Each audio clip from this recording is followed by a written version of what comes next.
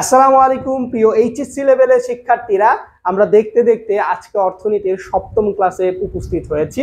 So already আমরা তোমাদেরকে 6টা ভিডিও দিয়ে ফেলেছি অর্থনীতির প্রথম পত্রের ওপর, প্রথম অধ্যায়ের ওপর। আজকে আমরা সপ্তম ক্লাস নিয়ে হাজির হয়েছি এবং আজকের এই ক্লাসে আমরা আলোচনা করব অর্থনীতির আরেকটি গুরুত্বপূর্ণ অংশ নিয়ে, যেটা পড়লে ইনশাল্লাহ তুমি এখান থেকে যতই প্রশ্ন আসুক না কেন তুমি উত্তর দিতে পারবে।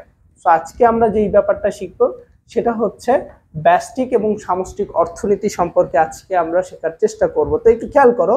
সো আমাদের প্রথমেই কয়েকটা মৌলিক বিষয় সম্পর্কে জানতে হবে। এক নাম্বার সেটা হচ্ছে যে অর্থনীতির আয়তা এবং পরিধি হচ্ছে বিস্তৃত, অর্থাৎ অর্থনীতি অনেক বড় একটা বিষয়, যেটা কিনা আমরা অনেক আগেই জেনেছি। দেন এই বিস্তৃত আয়তাকে আলোচনার সুবিধার্থে অসলো বিশ্ববিদ্যালয়ের একজন অধ্যাপক, কোন বিশ্ববিদ্যালয়ের অধ্যাপক? অসলো বিশ্ববিদ্যালয়ের একজন অধ্যাপক, যার নাম, যিনি অর্থনীতিতে প্রথম নোবেল পুরস্কার পান, তার নাম হচ্ছে র্যাগনার ফিশ। তাহলে অর্থনীতিতে যিনি প্রথম নোবেল পুরস্কার পেয়েছিলেন তার নাম কি, তোমরা একটু কমেন্টে আমাকে জানিয়ে দিবে। এবং 1933 সালে তিনি অর্থনীতিকে দুইটি ভাগে ভাগ করেন। তাহলে আমরা বুঝতে পারলাম অসলো বিশ্ববিদ্যালয়ের একজন কি অর্থনীতিবিদ, যার নাম হচ্ছে র্যাগনার ফিশ, যিনি কিনা অর্থনীতিতে প্রথম নোবেল পুরস্কার পেয়েছিলেন। তিনি সম্পূর্ণ অর্থনীতিটা যাতে মানুষের কাছে সহজ মনে হয়, মানুষ যাতে অর্থনীতিটাকে সুন্দরভাবে পড়তে পারে, এই জন্য অর্থনীতিটাকে দুই ভাগে ভাগ করেন। সো তিনি দুইটার মধ্যে ভাগ করেন। তিনি এক নাম্বার নাম দেন, তিনি কি নাম দেন আমরা যদি একটু খেয়াল করি, তিনি এক নাম্বার এটার নাম দেন ব্যষ্টিক অর্থনীতি এবং দুই নাম্বার নাম দেন সামষ্টিক অর্থনীতি। সো তিনি সম্পূর্ণ অর্থনীতিটারে কি করেন, দুইটা ভাগে ভাগ করেন। একটার নাম দেন হচ্ছে ব্যষ্টিক অর্থনীতি, আরেকটা দেন সামষ্টিক অর্থনীতি। সো এই যে ব্যষ্টিক অর্থনীতি, সো ব্যষ্টিক অর্থনীতিটা আসলে কি, আজকের এই ভিডিওতে আমরা এটা জানবো যে ব্যষ্টিক অর্থনীতিটা আসলে কি এবং এখান থেকে তোমাদের কিভাবে প্রশ্ন আসে। সো আমি যদি তোমাদেরকে একটু বলি, দেখো ব্যষ্টিক ব্যাপারগুলো হচ্ছে যে ক্ষুদ্র। ব্যষ্টিক মানে হচ্ছে একটা প্রতিষ্ঠান বোঝাবে, একটা ছোট জিনিসকে বোঝাবে। যেমন ব্যষ্টিক শব্দটির ইংরেজি প্রতিশব্দ হচ্ছে মাইক্রো। কি? মাইক্রো। মাইক্রো, যার গ্রিক শব্দ হচ্ছে মাইক্রোস থেকে এসেছে এবং যার অর্থ হচ্ছে ক্ষুদ্র।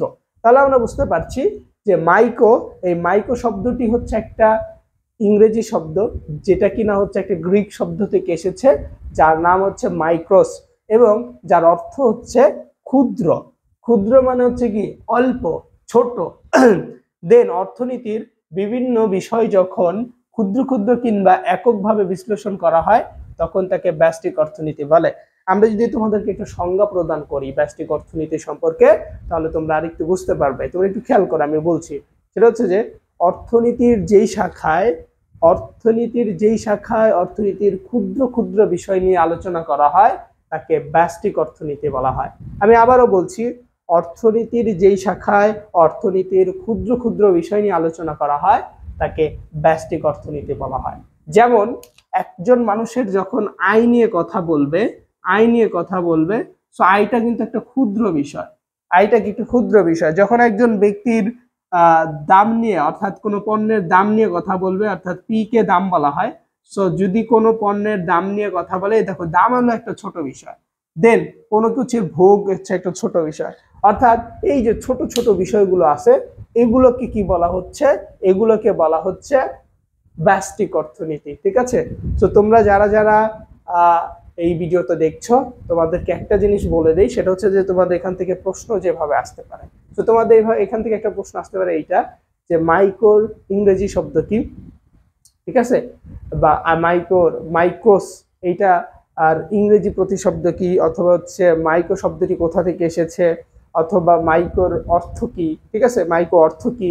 সো এইভাবে তোমাদের পরীক্ষা প্রশ্ন আসতে পারে। সো এটা একটু ভালো করে দেখে নেবে ইনশাআল্লাহ। আশা করছি যে তোমাদের কোনো সমস্যা আর থাকবে না। সো ইনশাআল্লাহ এই ভিডিওটা আশা করছি তোমরা বুঝতে পারছো।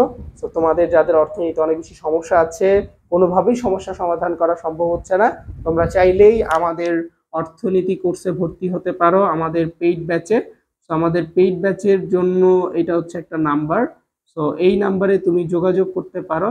সো এই নাম্বারে যোগাযোগ করলে ইনশাআল্লাহ আমরা তোমাকে কি করব, অ্যাড করে নেব। আমাদের নাম্বারটা হচ্ছে 018181652273।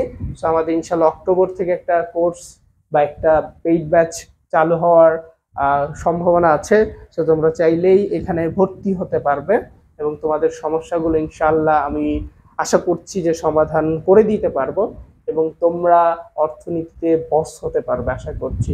তো ভালো থাকবে, সুস্থ থাকবে ইনশাআল্লাহ। আমরা আমাদের পরবর্তী ক্লাসে হাজির হব অর্থনীতির আরেকটি গুরুত্বপূর্ণ টপিক নিয়ে, যেখানেও আমরা আরেকটা বিষয় শেখার চেষ্টা করব। আসসালামু আলাইকুম।